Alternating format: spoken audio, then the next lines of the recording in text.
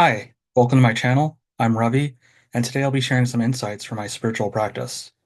So today I want to talk about the idea of discipline and divine flow in spiritual work and a spiritual lifestyle more generally. So normally we think of discipline and flow as these two kind of polar opposites that don't mix well. Discipline being where you kind of schedule out your day and grit your teeth through every rep of your exercise routine and every call and meeting you have to take during the day. Just use willpower to power through. And flow is this state where you're kind of in tune with the universe and getting inspiration about what to do next um, and you go with the flow, and maybe you take a road trip 1 second, and then you come back and work on a proposal the next second, and then you work on a slide deck, and then you journal for a while, and your day is just constantly in the flow. And so I think there's a common misconception that spiritual work is closer to flow than discipline. But in reality, you need both discipline and flow um, in order to work effectively in any way, whether it be spiritually or non-spiritually. And if we're engaged in the practice of spiritual work, karma yoga, or trying to bring spiritual energy into our work, we need both the structure of discipline and also the inspiration of divine flow to make our work both structured and logical and organized, as well as divinely inspired. So I'm at an interesting time when I'm trying to increase my discipline, but also find myself really being inspired by divine flow at the same time. So right now I'm starting a new kind of business project with a content marketing service and also trying to do some different creative projects. So I really need to be disciplined if I want to make progress on any of these things. But at the same time, I need the divine flow because all these things are so dependent on creativity and all this good stuff that comes from kind of being in touch with my inspiration. And also, there's no enjoyment if I'm not in touch with flow. The activities feel like they're dead and lifeless if I'm not in touch with the spiritual energy behind them. And although you can kind of grind your way through some things, sometimes you don't want it to feel like the entire week is a grind. Otherwise, you wonder why you're even doing the activities that you signed up for. Um, let's talk about discipline for a second. The idea in discipline is that you make a schedule, you stick absolutely to the schedule, and you use willpower to grind your way through every item of the schedule. So in the business influencer space, they talk a lot about this, and it's really inspiring to me. The idea that I could just put a certain number of things on my calendar, and then if I use discipline, then at the end of the week, I'll know I get everything done with the week. And it feels really good to meet your targets that way. Um, but although I had a pretty productive week last week, I didn't do everything that I wanted to on the discipline front. So like I stuck to my meal plan, but on the other hand, I did fewer exercise days than I had planned. I got a lot of work done with some client proposals, but at the same time, I didn't hit all my quotas for client outreach. Um, so that's not a good reason not to use discipline. I actually want to do more discipline. But at the same time, I've been feeling the benefits of divine flow as well. I can feel the kind of conditions change in the energetic environment day by day. Um, and I feel sometimes it's like feels like the right time to work on something, or another time's the right time to work on something else. And when it feels like it's the right time and you're working on the right thing, it feels like there's this deep sense of rightness in your schedule. Um, and then you pick up on a sense of inspiration, and it feels like you're really on the right track. But at the same time, why not rely wholly on the divine flow? The problem is that when we're in the kind of lower nature, when we're not fully spiritually realized or perfected, we don't have absolute contact with the divine flow because our minds are not yet completely in tune with the mind of the divine.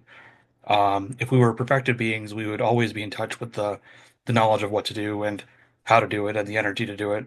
But right now, in our kind of human state, we're kind of out of touch with that full perfectedness, and so the divine flow is not always forthcoming.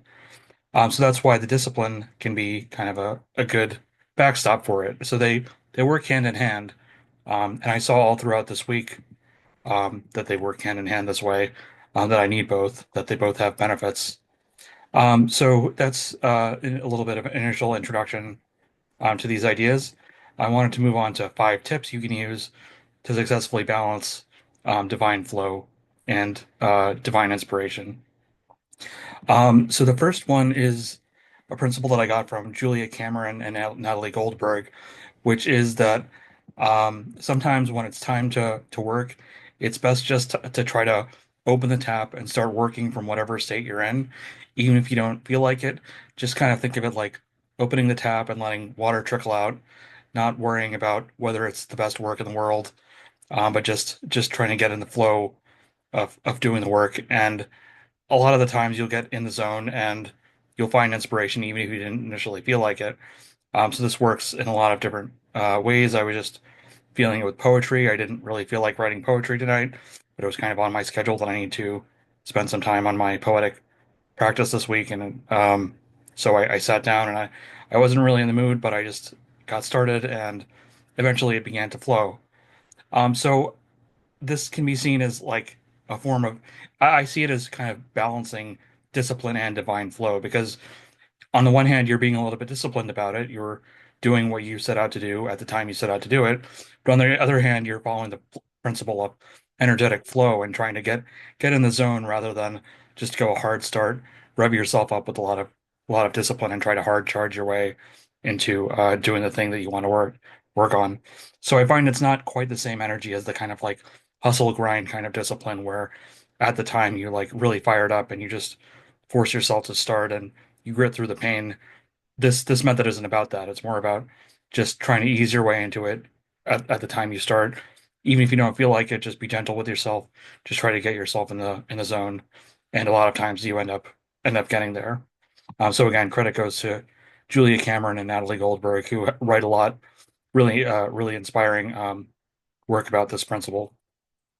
The second tip I have is the principle of Kairos. So feeling the kind of divine timing behind behind different times of what the divine time is for different things. So the morning is better for a lot of times better for work than relaxation. The night is usually for sleeping. Midday is usually time for lunch. The weekends are usually good for socializing. So it's like that, but you can even feel into the micro timing of different blocks of time and feel that it's the right time to do one thing or the right time to do something else. So on Thursday, I had a little bit of time after finishing my work block and before a online event that I was going to go to, and I had planned I'm going to read Robert Caro's book on Lyndon B. Johnson. So I had planned to do that, but when I got to the time, it just like this is not the time to read Lyndon B. Johnson. This is the time to do a little bit of planning and reflection. So that was the divine timing behind that block of time that I had.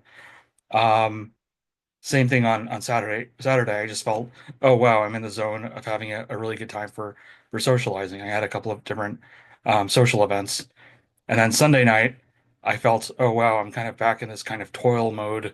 I need to work on some creative projects that I've been hadn't got a chance to work on earlier in the week. So it's actually kind of back to this work vibe that I a couple of projects that I want to work on. So I'm actually going to spend this time working on that. So if you pay attention to the way things feel when they're at the right time, whether that be work or play or self-care or rest, you kind of get a sense for what times feel like what correspond to what activity, and over time you can kind of match the activity to the time better and better by feeling into what time of day or what now feels like the right activity that corresponds to this block of time of the day. There'll be regular patterns, but if you follow the principle of divine flow, it's not going to be the exact same every day. It might be different day to day as the energies kind of shift and rearrange themselves. But if you trust that you can feel the kind of divine timing, you'll be able to feel into the kairos or the right activity to the right time. A third idea is to use a weekly review to plan out roughly what you need to do to give yourself some scaffolding for the week. So that way, if you don't know what to do at a given time, you can just look back at your weekly review and say, oh, well, here are those things I need to work on. I'm not sure if I feel like working on this, but maybe I'll work on this other item that feels like it's the feels like I could have some energy to work on that. So this idea of having a rough plan but not a super exact plan reminds me of a story about from this blogger Kyle Gann writing about Morton Feldman, a composer. Um, so he was writing about uh, Morton Feldman composed in this really intuitive way, where every minute, every single note, he felt into the right note and the right rhythm, and he didn't use any sort of mental scaffolding. Um, and Kyle Gann just wrote about how, if you're a genius like Morton Feldman, it's okay to be really intuitive minute by minute, but most composers are better off using some different frameworks for their composition, like sonata form or ABA form, or these different mental structures that you can put on top of the piece that can then you can use an intuition in conjunction with that, but you don't have to go every single second of the day using your intuition.